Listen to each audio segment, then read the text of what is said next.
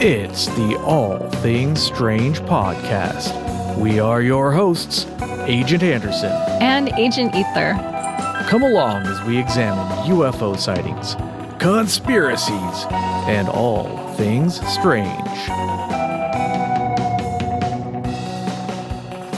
You can find all of our wonderful links in the description on the Linktree, where you can find our Discord, our Patreon, our merchandise, and more.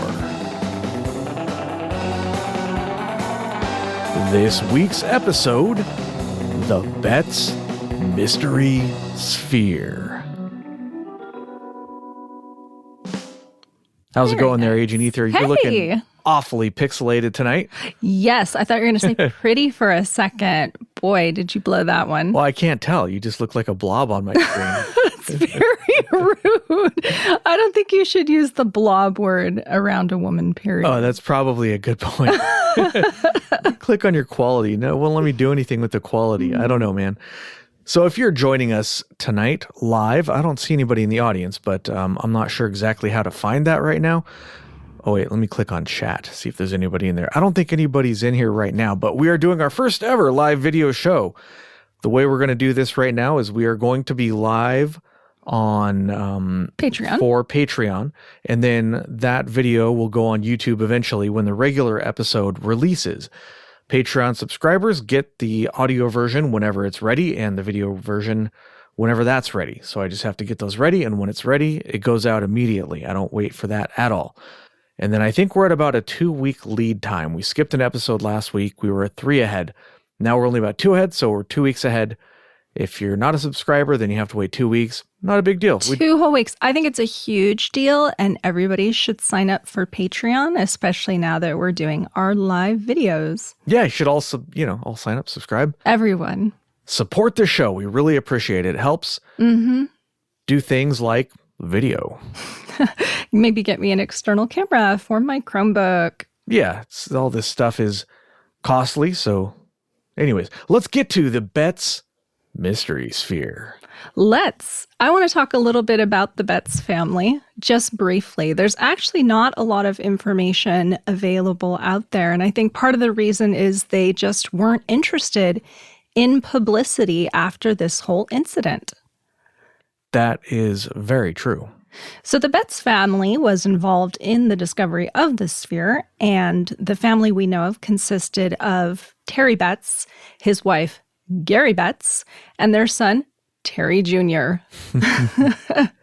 I'm like, Terry married Gary. Was that on purpose? No, the Jerry is the mother's name. I know, but still, Terry, Jerry, and Terry Jr. And then, no, I thought the father's name was like Anthony or something. Or Antoine. It's in my notes. It's Antoine. You're right. Yeah. Antoine. Yeah. Okay. And I guess the wife, Jerry, was an artist. She was also like an entrepreneur. She had like some trucking companies. The father, Antoine, was a marine engineer, and he actually traveled around on ships doing engineering sorts of tasks. And their eldest son, Terry, was 21. He was a medical student, so he was studying to be a doctor. And in addition to that, they had 5 other children total. And they were pretty well-to-do. They actually lived in a mansion, and the kids called it their castle. It was on 88 acres, and the trees there were used for lumber or timber. So they were, respectable, financially secure family. And they lived on the area of George Island in Florida. And the event we're going to talk about today took place in spring of 1974. Yeah, I've seen a couple different... Sorry, I have a cryptid down here who keeps asking to come up, and every time I go to grab him, he runs away. That's why you see me, like, dipping off screen here if you're watching the video version of this. Come here, little cryptid. And there he goes again. All right. He wants something. I think he wants a TREAT. It's way too early for their TREAT. Yes, the Betz family was... they lived in an area called Fort George Island, which is an island off of the coast of Florida near Jacksonville. I guess there was also some sort of naval base nearby. Yeah, there was. So that's important for later on. Yeah, we'll mention that later on for sure. All right, so on March 26th, I found a couple of different dates, but I did too. March 26th, I think, is, somewhere around that. It's 1974. We'll just say 1974. So in 1974, at some point, the family, or at least the father, mother, and one of the sons, the eldest son, a 21-year-old Terry, who was apparently a pre-med student, they went out to inspect some fire damage on some of their land. They wanted to see what happened, what caused it, just what was going. Your stuff's burning down. You're going to want to check it out to see what's happening. I guess the fire had gone out at that point. It was about a mile away from the house, and there was no way to get there. Like, there were no roads. And the area they were going to go to check out the fire was full of tree stumps. So it wasn't like a wooded area. Right, yeah, and they're not jumping in the middle of a fire either. No. They're just investigating damage after the fact. And I also read that they are trying to look for the cause of the fire. Okay. Probably something that's also important. So they go out there, they're, poking around, looking at the ashes or whatnot. And Terry Betz notices a large metal sphere on the ground near the fire area. He goes to pick it up, and it's surprisingly heavy. It was later weighed to be about 21 pounds, I believe. I forget the exact weight, It's like but 21 point something. Yeah, 21's close enough. So he picks it up, and it's about 8 inches across. Like a bowling ball. Yeah, about the size of a bowling ball, and much heavier than a bowling ball. So he's a little surprised at it, and he says, well, this is kind of weird and cool. I'll take it home. What the heck? Why not? His parents at the time didn't seem as interested in the object. Now, I can totally see this as something happening to you. Like, we're out somewhere hiking with Agent Redacted, and you stumble upon this metal sphere, and you're like, I'm going to take it home. And we get in a huge argument because we really don't have any space in our tiny little Northern California house for anything else, like anything at all. It's not that tiny. For 4 people with hobbies, it is, though. We did actually go hiking a couple weeks ago when we were looking for that ghost town, and we did find, can you guess what? A sphere. No. Oh. Railroad spike. Oh, that's right. Did you bring it home? Of course I brought it home. Is it in Agent Redacted's room? No, it's in the garage. Okay, good place for it. I'm not sure what to do with it, but... Is it a tetanus hazard? Oh, I'm sure it is, yeah. Of course it is, yeah. So anyways, Terry takes the ball home because he thinks it's kind of cool, souvenir, whatever, One important detail that he notices about it is that it doesn't have any seams or any welds or anything. The surface is completely smooth. And he also notices a tiny triangle on there, like 3 millimeters across or so. I'm not sure how accurate that detail is. I only found it on one source, so take it with a grain of salt. But it did have scratches and things, so a little triangle could just be a little dent or something that so happens to be a triangle. 3 millimeters is pretty small. I found that kind of interesting that there's all this talk about it being smooth and seamless, but it's scratched up. That's very interesting to me. Well, it is metal. Metal scratches. Or is it? Or is it? Yeah, we'll get to that. So he takes it home as a souvenir, and he puts it on his window seat. Or a seat by a window? I'm not sure. And there it remained for a couple of weeks, doing absolutely nothing and being completely uninteresting. Although, I don't know, if you go to somebody's house and they have a big metal ball hanging out, that's kind of weird, right? You'd probably want to go over and pet it, tap it a little bit, see what happens. You know what this reminds me of is that Doctor Who episode where they have the year of the slow invasion of the cubes. Do you remember that at all? No. And what happens is out of nowhere, people wake up and there's millions of these little blue cubes everywhere, just all around the world. Right. And they just sit there for about a year and then shenanigans ensue. But in the meantime, like, people are using them as paperweights, and they're just out in the street, they're in the trash, they're in people's homes, they're not doing anything. And that's kind of what this reminded me of at first. I'd never heard of it before, so I was expecting it to like explode or start emitting like light and be like some sort of healing ball. Like, I had no idea where this was going when I first started researching it. Yeah, it's a really fun story. Whether or not you believe it is something else, but either way, it's a fun story, I think. All right, so it sat there for a couple of weeks until one day, Terry's friend came over, and I found a name for this friend, but again, only one source, so I'm going to omit that because I'm not sure how accurate it is. Terry and his friend, they were sitting around, chilling, practicing guitar, and Terry noticed that he started to hear a sound when he played a certain set of notes or chords, and he started looking around the room thinking, that's weird, and he noticed it was coming from the orb. He goes over to the orb and he plays guitar at it, and it actually makes the orb resonate. And the louder he plays, the louder the orb resonates. He thought that was kind of weird, so he took the sphere outside the room to show his parents. He put it on the floor in front of them, about to demonstrate with his guitar, the resonance, and the sphere started to move all by itself. So creepy. So he didn't roll it, he didn't throw it, he just placed it down. Remember, it's a 20-pound sphere. He just puts it on the floor and then steps back, and it just starts rolling. Right. So the first time I read that, I was like, well, maybe there's an incline in the house. Maybe there was a little bit of momentum when he put it down, but it gets weirder. Yeah. It doesn't just roll in a straight line. It rolls and then makes a turn and then rolls back, forth, left, right, whatever. And it usually, when this happens, whoever places it on the ground, it tends to roll back to wherever they placed it. But overall, the movement sounds pretty inconsistent. Like there's not much pattern to it. Right. But if there was like a groove in the floor, or if the floor was tilted a certain way to make it roll, it would just go one direction and then stop. Right. But it didn't do that. It rolled back and forth and left and right and all that stuff. The sphere, as they examined it further and, played with it basically, let's be real, they were playing with it, because why wouldn't you? No, they were experimenting. Oh, they were experimenting, sure. Scientific method. It exhibited other strange behaviors that they noticed. So sometimes it would just be sitting there and it would move all by itself without anybody touching it or placing it. It would just start moving around, almost as if it had a mind of its own. I remember they hit it with a hammer, because why not? Yeah, why wouldn't you? That sounds safe. And it made a ringing sound. But you might expect metal to make a ringing sound when you hit it with a hammer.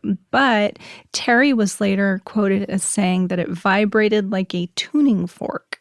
Yeah, and that's how they described it too when he was playing guitar, is that it vibrated like a tuning fork. It also tended to bother their pet poodle. Like he would whine like he could hear like a higher resonance, like a dog whistle or something. Yeah, that's another. And the dog did not like this thing at all. No. And there's one anecdote. We're getting a little ahead of ourselves, but there's one anecdote where they took the dog and put it next to the sphere for a photographer, just as kind of like a frame of reference, just to see how big it was, in the photograph, to have something to compare it to. And the dog did not like that at all, apparently. Poor doggy. Yeah, poor little doggy. Jerry, the mother, said that when she picked it up, it felt like it was trying to get away or moving around, like it was a Mexican jumping bean, like there's something inside of it moving. It's kind of weird. I don't know if I'd be playing with that. Let's see. I think we talked about the changing of direction, so we got to skip ahead a little bit there. Although, for the duration, sometimes it would roll around for a few minutes, a few seconds, and one time it rolled around for over 10 minutes. So the time was different each time. It wasn't always the same. What about when they took it outside in the sun? Oh, yeah, we'll get to that. Sometimes it vibrated with a low frequency or a hum, kind of like there was a motor inside, they said. And it tended to do this when they took it outside in the sun, as Aging Ether was just saying. On cloudy days, it was quiet. It didn't seem to move as much on cloudy days. But I didn't read that. That's really interesting. Kind of like it was solar powered or something. Yeah, kind of like it's solar powered. It's weird. But on sunny days, it moved a lot, or, more than it did on cloudy days at the very least. And one time they brought it into the sunlight, and they noticed that it heated up, it got warm, and when they brought it into the house, it stayed warm for 3 days. That sounds almost biblical, doesn't it? I don't know. It sounds weird is what it sounds like. It sounds like you ought not be playing with this thing. Hands off the mystery sphere, people. Who knows what is that, radiation? I don't know. I mean, it's definitely radiation That's of some a kind. good point. I might be a little nervous about playing with this mysterious orb if I didn't know its origins and it's has all these strange properties. It might make me, think that maybe I need a outside opinion. Turn it over to the authorities ASAP, people. Yeah. All right. Let's see. Oh, yeah. So we talked about the pet. Oh, did you see where sometimes somebody would pick it up, put it down on the floor, and it would follow that person around? No. That's kind of creepy. See, I think they should just get rid of it at this point. I know. It's following people around. No good. No good. Once they placed it on a table, the table had a glass top by some reports, and it would roll around the surface of the table, but not fall off the edge. It'd roll around the perimeter, and then it would go back to the middle of the table, almost like it was measuring the table or something, right? It's weird. Yeah. And then I read they like inclined the table. Yes. And it wouldn't fall off. Well, not only that, they inclined it, and it rolled up the incline. No. You know what? That reminds me of, what is it? The Mystery Spot. Oh, yeah. Yeah. I haven't been, but I went to the one in Knott's Berry Farm when they used to have that. Almost the same thing. The Mystery Spot we talked about that, didn't we? Yeah, we had an episode when I did like a bonus episode. San Jose, right? All right, let's see. So at some point, it kept rolling around and causing shenanigans. So they just put it in, depending on where you look. Again, one of the problems with this case is that it's really hard to find primary sources. So you have to find secondary or even tertiary. What do you call that? I don't know. So secondhand, third-hand sources, unfortunately. There's not really first-hand stuff that's that easy to find. But they did put it in either like a bowling ball bag or a box or something. So they didn't let it out on the loose because it was freaking them out. So they locked it up, put it away just to keep it out of the way, I guess, maybe so it doesn't terrorize their poor little dog. At some point, they wanted help figuring it out. So they contacted the local newspaper. A photographer from the St. Petersburg Times came over to take pictures. He was skeptical at first, and you can only imagine, right? They tell the newspaper, they say, hey, you're never going to believe this. We've got a ball that moves all by itself. Send somebody over, take a look. It actually doesn't sound that exciting either. Like if you just had somebody call in and they were telling you about this, I'm surprised they even sent out a reporter. I know. Well, from what I saw, they didn't send a reporter, just a photographer. So I don't think they were taking it that seriously either. And so they send out the photographer. It's probably a slow day in the news.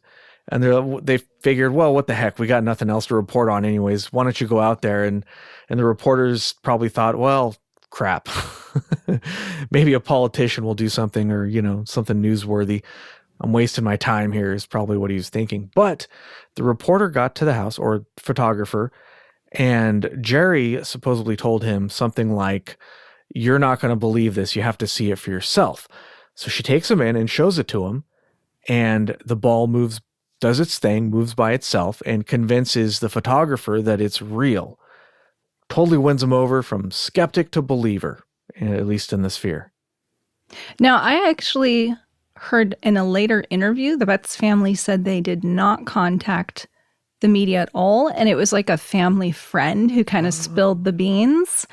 And then after that, they were getting calls from like local radio stations and stuff as well as being contacted by the newspapers. So that's kind of interesting. Did they contact the newspaper or did the newspaper contact them? That would make sense because later on, they got so fed up with everybody bothering them over this. But one report I saw said that they actually moved away because people wouldn't stop bothering them. They wanted the quiet life after all this was over. Yeah. And apparently their house there where they used to live, the Betz Castle, it kind of looks like a castle the way they designed it, It's a freaking mansion is what it is. It's a big house, but it's abandoned. Nobody lives there anymore. Wow, that's too bad. It looked like a beautiful area. Absolutely beautiful, but it's also a very remote area. That's true. It's not close to anything. I mean, probably grocery stores are an hour drive away. Who knows? They wanted to live there so they could have peace and quiet, but it might be a little too peaceful for a lot of people. Sure. I mean, it's Florida. How far from Miami is that? You got to get your cocaine somehow, right? Miami. Don't cancel me, YouTube. I'm talking about the Betzes, not me. I've never been to Florida. All right. So yeah, like you're saying, other reporters and newspapers contacted them. The story went national and even international. And at some point they did send camera crews to the house to film it. And there's photographs and there's video was apparently taken. I was not able to find that video anywhere. Yeah, it's unfortunate. It was just a little too long ago. Yeah, it probably was not archived anywhere.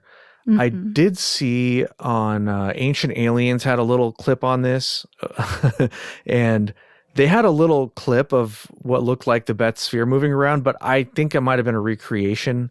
I'm not sure that that was actual archival footage, but who knows? You know, maybe it was. I don't know. But it looks pretty cool either way. So go check that out if you want to see what it might have looked like rolling around. Like a ball rolling. Yeah. It's pretty exciting stuff, right, guys? I don't know. They also said that if they put like a little paper clip on the ball, it would stick. Yeah. But then you could easily remove it. Right. It was magnetic. Yeah, but if the ball had been really, really active, something like a mayonnaise lid would stick to it, and then it would be really hard to remove. So the magnetic properties changed depending on how active it was. Yeah. That's pretty weird. We'll get to the magnetic stuff in a little bit. So the government found out about this through probably seeing media reports, and they wanted to get their hands on it. At first, the Betz family said, nah, we're going to keep it. The military somehow convinced them, probably told them, hey, this could be a weapon, guys. Or something that might explode. Because they talked about thinking maybe it was like a cannonball or some sort of like Sputnik, like space debris that had fallen out of the sky. Yeah, you don't know what it is. So maybe they convinced them it was dangerous. Well, and if they heard that it was like a satellite or something like that, and it did sort of look like Sputnik, I guess, although probably smaller, then they would have seen that and they would have thought, okay, double check, see if it's one of ours. And they probably double checked and they said, nope, not one of ours. All right, we better check this thing out just to be sure, just in case, because you never know, you know. It is possible that some technology from another nation could fall onto our land, and they would definitely want to get their hands on that to check it out. So they did. But Jerry made them sign a contract basically saying, if it's not yours, if it's not a American military or government type deal, then you have to give it back to us, because she was worried they were just going to take it. And you have this fascinating object that they wanted to keep their hands on. They didn't want to just hand it over and have it disappear, as evidence so often does with these sorts of cases. If you've listened to this show before, you know that pretty much every single time evidence is handed over to the military, it's either altered or destroyed. I mean, 100% of the time, just about. So they handed it over, and the military decided to do some testing on it. They probably didn't say everything that they did, but they determined that the material it was made out of was stainless steel, and that it could hold, I think, let me see, what I have my notes. I think it was 120,000 pounds of pressure it could withstand. And what if they just squished it, you know? They're like, whoops, sorry guys. Didn't mean to do that. Here's your pancake. Yeah. Yeah. And it could withstand high heat, apparently. I didn't see exactly what temperature. And they said that, I have a measurement here. It measured exactly 7.96 inches in diameter. And they also found that it had 4 magnetic poles, 2 positive and 2 negative. And those poles, the configuration of the poles is not concentric. That's a quote I found. I guess that means they ain't lined up like you'd expect them to be on a magnet, suggesting some sort of internal mechanism of who knows what. I don't know. They also determined that it had no welds or seams. They tried to they said that they tried to take an X-ray of it. This part's kind of weird. Yeah. They said, well, we couldn't get the X-ray to work. It just wouldn't do it or whatever. But when they returned the sphere 2 weeks later, they returned it with an envelope with an X-ray in it. You can look that X-ray up online. It's readily available. Yeah. You can find plenty of websites that have analyzed it and done image processing to try to see stuff in there a little better. But basically, the X-ray shows the sphere, but there's also 3 points in the middle of it that are spaced fairly equally. Some people say that they're equally spaced. They don't look equal to me. They look fairly equal. And around those points, there are what could be wires or filaments of some kind. And there's one bigger filament going towards like the 5 o'clock position. And the 3 points in the middle, dots, spheres, I don't know. One of them looks kind of like a blob, almost like it exploded or something. It's kind of weird looking. Did you see the... No, you'll have to send me it later. I'm very curious to see what that looks like. And I also, when you said that the military said there were no x-rays, but then they returned x-rays, I'm wondering if it was an accident. Like maybe somebody screwed up somewhere. Yeah, they probably said, okay, return this to the Betz's, and they just so happen to leave that x-ray. Like, oops, that is classified. Yeah, x-ray negative right there laying next to it. And they're like, the courier's like, all right, well, cool. We'll just take this as well. But yeah, you could probably just open a new tab and search for it right now on your... Okay, you talk, yeah. I search. Blah, blah, blah, blah, blah, blah. No, blah, not like that. So they got their mysterious x-rays, and it looks like there are 3 things in the middle. One of them looks like splatted, as I was saying. And that's pretty much it. The x-rays that you can find online are kind of wrinkly and hard to decipher. X-rays are hard to decipher anyways, but these ones also hard to decipher. Yeah, isn't that interesting? Do you see the filaments? I do. Do you see the one coming from the blob going to like the 5 o'clock position? Yeah. Yeah. What's up with that? I don't know. It's weird. Could be anything. And then you can see spots and stuff on there, but those are supposed to be like dirt and scratches and things. Okay. Now, some people say that because that showed up through the steel, then that whatever material that is in the middle that's causing those 3 dots is probably denser than steel. After some point after the Navy gave it back, it was also investigated by a guy named Dr. Carl Wilson. There's multiple spellings of this name, again, depending on your source, of the Omega 1 Research Group. He asked to take a look at it, so they let him inspect it for, I think it was 6 hours. He took a look, and he determined that it was emitting radio waves. And that's really interesting. We've talked before about SETI, life on other planets, and how we're out there looking specifically for radio waves. Right. Because they're kind of the basis of primitive life. Like once we reach a technological state, most planets are going to have some evidence of radio transmissions. Yeah. So are the radio waves a consequence of something else? There are natural radio waves. They do occur naturally, and they don't have any information encoded. They would just sound like noise if you flipped on your radio. Are they a form of communication? Is whatever it is trying to send out a signal? We don't know. As far as I could find, those radio waves were not recorded anywhere, unfortunately. Too bad, because if you could find a specific encoding method, that would pretty much pin it down as being terrestrial. Because you could imagine that if it was an alien object, they would probably not use the same encoding that we would. And speaking of aliens, I just noticed your shirt. I love it. Right? Yep. I had to put on something for the show. I remember we were out walking once, and he was wearing some sort of alien shirt. It might have been that one. It might have been a different one, because he has many. No, this is my only alien. Is it your only one? I'll have to get you more. So we're out walking, and I was wearing a new top. And I felt very pretty. We're like going to dinner or something. And we're walking by, and some lady's like, I like your shirt. And I was like, thanks. And then I realized. I was like, thanks. And then I realized she was talking to him, though. She wasn't talking to me. I don't know. I'm not sure, because another lady complimented your shirt the same evening. We'll never know. It's a mystery. What? If you have tuned in and you are that lady, please let us know who you were talking to. One of life's mysteries. Seeing as how this is our first YouTube video, I think it's very unlikely that lady will tune in, but hey, you never know. Maybe we'll get some clicks and go viral,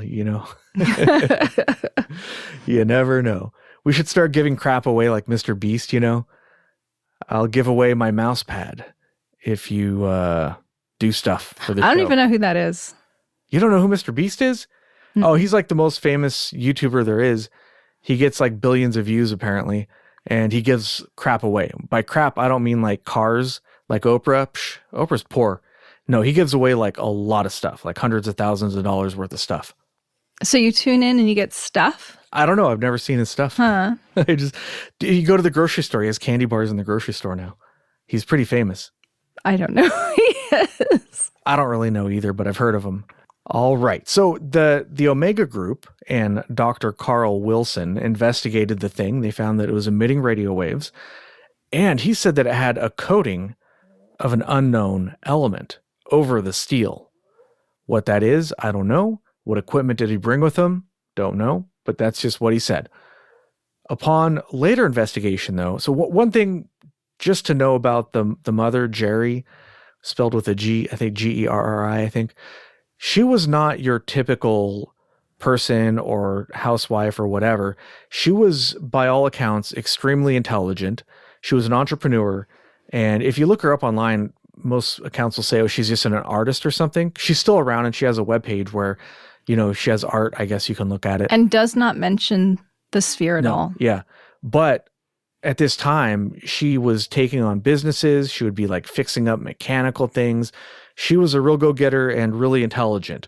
So she looked up this group, investigated them a little bit, and it turns out that neither Carl Wilson or the Omega 1 research group appear to exist at all. They appear to be completely made up. So what does that mean?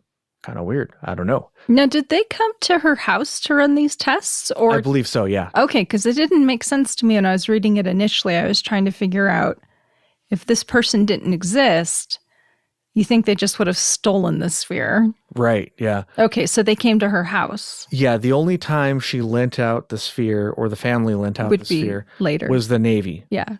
No, earlier for the Navy. Okay. The Navy took it for about 2 weeks. So yeah, they investigated, and she thought that maybe they were a foreign agent or a foreign government trying to investigate the sphere, posing as a research group. Plausible explanation, maybe it could be anything, really. Who knows? Journalist? I don't know. But if it was a journalist, they would have published, I guess. J. Allen Hynek saw it in the news and requested that they mail it to him. However, they were reluctant to send it through the mail because it could very easily be lost, damaged, stolen, or whatever. That is a strange request.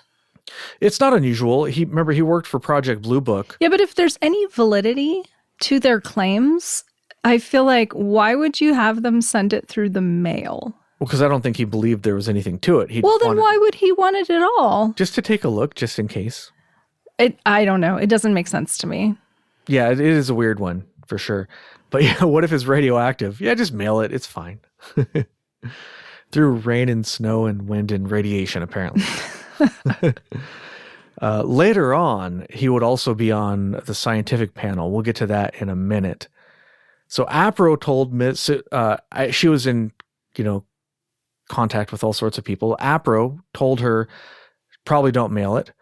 Also, they mentioned to her a $50,000 reward offered by the National Enquirer for positive proof that UFOs come from outer space and are not a natural phenomenon. That's how it was worded exactly, at least that I could find. The National Enquirer had a blue ribbon UFO panel in New Orleans, and it had actual scientists on it, like J. Allen Hynek was on that panel. They didn't want to mail it, once again, but Terry decided to take it there himself, to drive it there.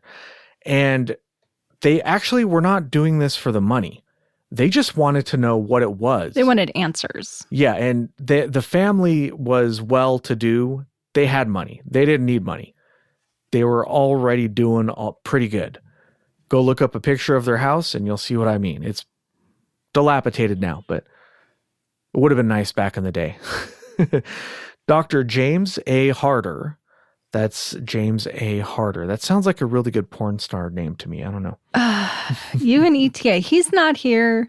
No porn star names. Yeah, I'm just filling in for him. So Dr. James Harder, who was consulting for APRO on the panel, and he noted that the X-rays should have looked differently than they saw on the X-ray negative. He decided to interpret the internal dots or spheres that were visible in the X-ray, And he said, like I said earlier, he said that they were probably denser than the steel, and that it was probably a density of atomic weight of 140. Which is crazy. How would he know that? I don't know. I don't know either. And it just seems so unlikely, Yeah. if you think about how heavy they can make artificial atoms, like elements. Not 140. Not 140. I think the highest is like 118. So, And back then it probably wasn't even 118. And even if they do make 118, it only sticks around for a split second before it dissipates. It's not stable. well, I don't know. That means if you drill into the sphere, it'll explode for sure. Yeah, that's what Dr. Harder said. He said, okay, guys, don't drill into this, because if this is a super dense material, then it could be stabilized in there somehow. And if you drill into it, it could go nuclear. It could melt down. It could explode. We don't know. So it is interesting to think about, but it feels kind of science fiction-y. Yeah, his ideas were a little weird. You'd have to know exactly like what strength of the X-ray was used in order to get that image. And I don't know. It seems like you wouldn't be able to just look at the X-ray negative and say, yeah, that's element 140. I don't know. This part of it's kind of weird. I'm not sure I really buy Dr. Harder's explanations, but who knows? So it did not win the $50,000 award, but it was scrutinized by scientists, and that was a step forward, or a step back, as we'll talk about in a minute. Nobody really knows what this thing was. There are theories and ideas. For example, an industrial valve check ball. Valve ball check. That would definitely be a skeptical explanation. Right, but it looks like they do have industrial valves that are very large, and they do use balls similar to this to kind of close those off. It's just a ball valve. It's a simple valve. They use them all over the place. So that's one idea. I mean, I guess it's possible. Although I'm not sure that those industrial balls roll around by themselves and don't fall off tables and go up inclines and 4 asymmetrical magnetic poles and all this other stuff. So I don't know about that, but that's one idea. A time and tide marker, I guess. In maritime or naval stuff, they will use these things that float on the surface of the water and sort of give off signals. That could explain the radio waves, but this is too dense to float, so it would just sink to the bottom, which would be a sea bottom marker, which is another idea. And if that's what it was, the Navy probably wouldn't want to admit what it was. But if it was, they wouldn't have given it back. So those ideas don't really pan out. They would have just kept it from them in the first place. They would have said, yep, it's ours. You can't have it. I'm surprised they gave it back at all, even though it wasn't theirs. And they signed a contract. I was actually really surprised it was returned. I was surprised as well. And like you're saying, the only explanation for that is that it was probably a mistake. Yeah. Somebody probably said, okay, well, we're done with that ball. Go put it where, go put it over there. And they probably, some people are saying, put that over there instead of put the pencil on the table. And then put that over there could mean literally anything. So maybe it was one of those people who are not specific with their instructions. Put this on the side. Side of what? The wall? I don't know. So maybe it was just a miscommunication. I don't know. But yeah, that's one thing that I thought was extremely strange, that they actually gave it back in the first place. It was found about 5 miles from the nearest water, so it probably wasn't a water thingy anyways. How would it get out there? The wind's not going to blow it. Maybe it crawled all the way out there from the water. I don't know. Some people think that it's an alien probe or listening device or observation device of some kind. That's, one of the fun theories. We don't have a whole lot of evidence for that, but it's still fun to think about. Some people say that it's a Foo Fighter because it does bear some resemblance to the Foo Fighters. We did an episode on that, so if you're not sure, go check it out. It's on our audio-only feed. We didn't do that on a video format. There was a local paper mill that said they used balls that were similar to that. What does a paper mill do with giant steel balls? I don't know.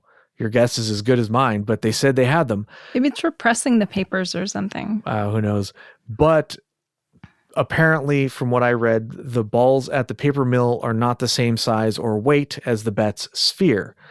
There was one gentleman, an artist, who said that he was collecting scrap metal, and he had big bearings, steel bearings like this on top of his VW bus, and he was driving them home to, I don't know, weld them together, whatever he was going to do with them.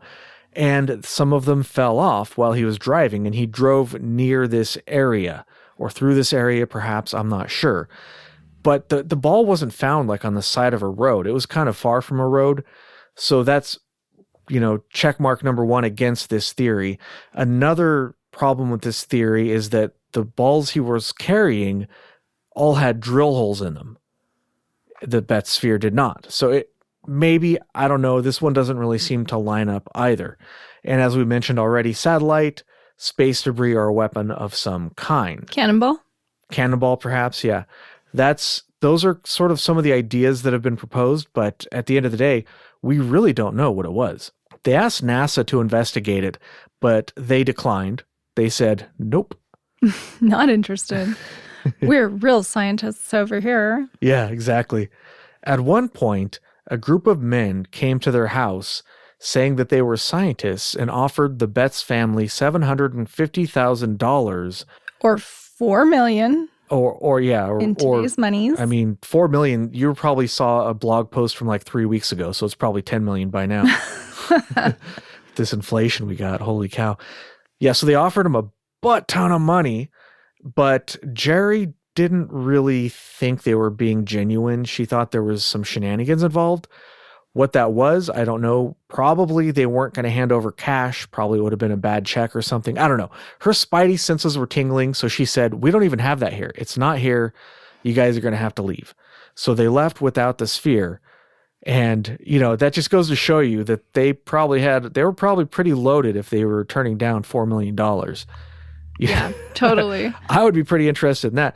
And also, who the hell's going to offer $4 million for a metal sphere, right?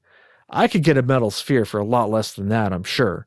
So I don't know. That little thing is just kind of weird. And it was probably somebody up to some shenanigans, maybe a private collector. Foreign government. Maybe a foreign government, maybe our government, sounds like something the CIA might do. I don't know. But it seems definitely a little on the strange side. Now, the little unfortunate epilogue to the story is that while Terry was at the National Enquirer panel having his sphere examined, where's ETA when you need him? He got a call. Somebody called him and said, hey, dude, your mom's in trouble. So he flies home. He rushes home. He didn't have the sphere on him. They were examining the sphere at that time.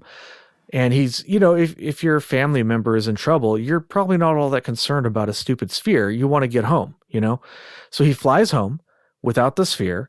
When he gets home, his mom's fine. She's like, yeah, what are you doing here, dude? I'm cool. I don't know. I'm not in the hospital. So it was some kind of hoax or something, right? Pretty weird. He flies back to New Orleans. And when he gets there, he's told that he cannot have his sphere because they don't have it. It's not there anymore. So he doesn't just take that sitting down. He gets upset. He starts yelling at people, probably throwing chairs, I don't think he did. Smashing chairs over people's head like a pro wrestling event or something. I'm sure there's a suplex in there somewhere. So eventually they say, okay, look, they're still examining it. It's over there. So he goes to where they're supposed to be examining it. And they have some Navy officials cock blocking him to get in there to look at his sphere. He can't get in. The military's stopping him, apparently. So one thing leads to another. He eventually gets the sphere back. It takes a little while. Again, check your sources. There's different descriptions. But it takes a little while to get the sphere back. And when he does, he notices it doesn't look like his sphere. He can see a welding seam, as if it had a cut in it that had been welded back together. Either they cut his sphere and checked inside, or it's an entirely different sphere. They did the normal thing, played with it, tested it, and it no longer rolled by itself. It no longer resonated. It no longer exhibited any of the special characteristics that it had previously. And they even had it x-rayed again, and the x-ray turned out different than the first one that had been done. So it looks like they did the old switcheroo on the sphere. Yes, it does. Or they chopped it open and took out the guts and whatever was in there causing this to happen. is in their I don't see why they would do that though. They would just swap it out for, a bearing or something, or a ball valve. I don't think they'd go through the effort of all that. They'd probably want to keep the whole thing. So, I mean, that's pretty much the whole story. Unfortunately, we don't know where the Betz Sphere is now. The original one seems to have been stolen by the military. Or, this occurred to me, what if the Betz family just said that it had been stolen because they wanted to be left alone? Like, we want our sphere, Yeah. and we want our cake. They said that people were calling them day and night asking about the sphere. Like, people would call from the East Coast or from the West Coast. People would call either too early or too late and wake them up. And it was a nightmare for them, apparently. So maybe, yeah, I guess their family even had trouble getting through. Like, their lines were constantly tied up. Yeah, and like people would follow them around and harass them and show stuff. up to their property. Yeah, exactly. So it occurred to me, what if they really did get the sphere back, but they just lied and said, you know what, this one's different, guys, sorry. Or maybe they went out and bought an actual industrial, ball bearing or something like that of some kind. And they had that one x-rayed just as a distraction, and they still have the Betz Sphere somewhere in a basement. Who knows? It's a real mystery. Or maybe it's with all those other artifacts, like the Indiana Jones warehouse. Yeah, Warehouse 13, right? Yeah. So, I mean, that's pretty much the Betz Sphere story. There's some more details, but, you can listen to the longer podcast for that one. We try to keep it to about an hour. We're a little under that, but that's all right. Sometimes it's a little shorter. Besides, it took us over an hour to get ready for the show. I know. Because I'm trying to set up the live stream so that Agent ETA could join. I don't know where he is. He didn't show up. He didn't text me. He's been sick. Yeah, he's been sick, so he might still be asleep. But I'm trying to set it up to where I can do a live stream, and I want to do it through Patreon right now because our Patreon subscribers are paying for early access. Thank you. Yeah, thank you so much, guys. And I don't want to give early access to everybody because that's a Patreon benefit. That might change in the future. I don't know, but for now, that's what it is. So I'm doing it through a website, through YouTube, and through Patreon, and then the YouTube link is unlisted, so that you have to have that link to watch it. It's not a public video yet, and it was kind of a hassle to set up, and I'm not really good at all this stuff. It's a real learning curve, but we'll get it. Do you think it'll be easier next time? Yeah, it'll be easier next time, and we will get it refined over time.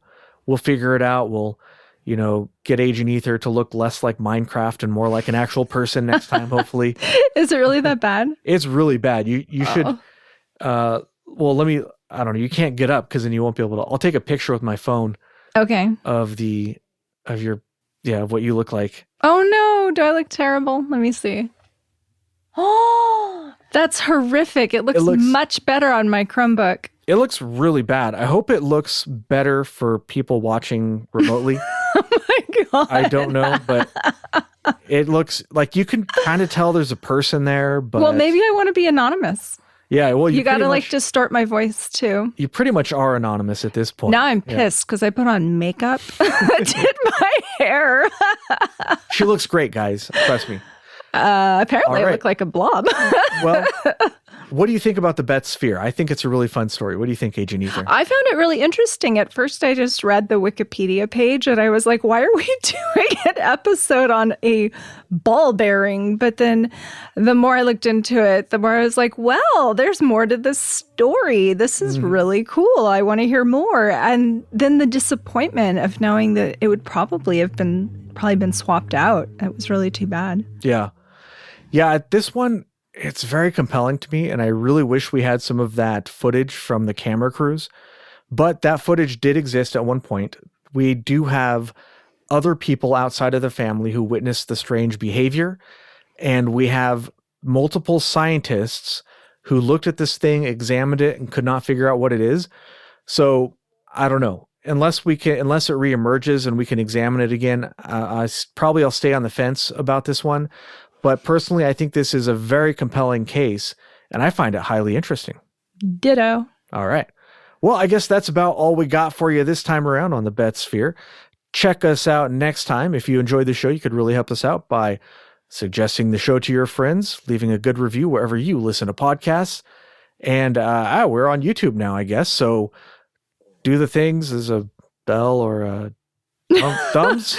Thumbs and likes and all that. Oh Yeah. my God, we are old. All that good stuff. Well, I don't go on YouTube ever. All right, guys. Until next time. We're on YouTube now, so Keep it strange. I'll go on there now. Yeah. Keep it strange. Keep it strange. Bye.